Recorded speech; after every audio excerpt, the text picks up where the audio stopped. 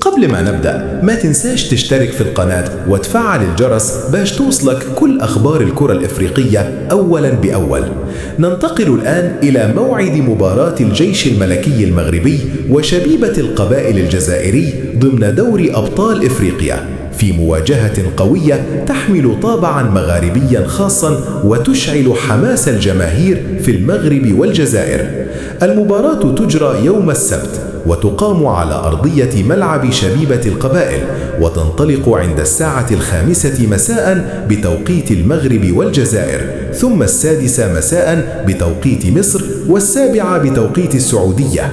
أما بخصوص القنوات الناقلة فالمباراة ستكون منقولة حصرياً عبر شبكة قنوات BN Sports، الناقل الرسمي لمنافسات دوري أبطال إفريقيا في منطقة الشرق الأوسط وشمال إفريقيا.